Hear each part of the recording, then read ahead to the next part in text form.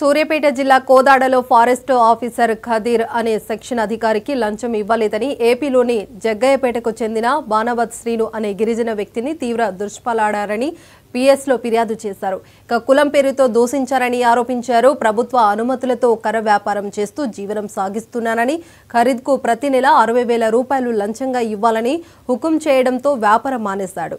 6 నెలల తర్వాత కోదాడ ఫారెస్ట్ ఆఫీస్కు చేరుకొని కర్ర వ్యాపారం చేసుకునేందుకు అనుమతులు ఇవ్వాలని కోరగా పర్మిషన్ ఇచ్చేది లేదని ఇష్టం వచ్చినట్లు పరుష పదజాలంతో దూషించారని ఆరోపించారు. ఈ మేరకు పోలీసులు కేసు నమోదు చేసుకుని విచారణ చేపట్టారు. అన్నయ్య దండం కూడా పెట్టి ఆ ఫోన్లో అయినా కూడా ఏం లేకుండా ఇష్టం వచ్చిన బూతులు తిట్టాడు. 2 రోజులైందా, రాత్రి తెల్లవారు నేను కోదాడలే ఉన్నాను. నిన్న నైటు, ఇవాళ నైట్ కూడా ఆడే ఉన్నానయ్యా. అక్కడ నిన్న వస్తానన్నారయ్యా ఆఫీసు, రాలేదు ఆయన.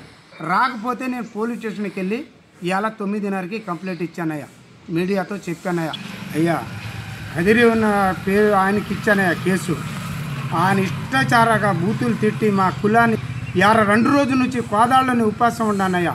నా చట్టపరంగా ఆయనకి పిలిపించి నాకు న్యాయం చేయాలని కోరుకున్నా. న్యాయం జరగకపోతే ముందు దాగి తప్పనయ్యా.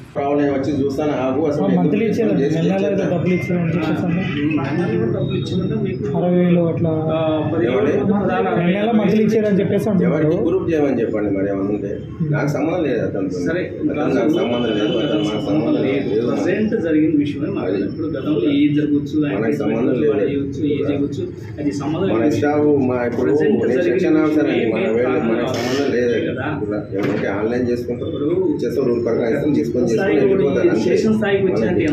గతంలో 10 బండ్లు నడిచాయంట. బండికి 6,000 లెక్క, నెలకు 60,000 తెలియదండి. మేమైతే ఆల్రెడీ కేసు రాసాం.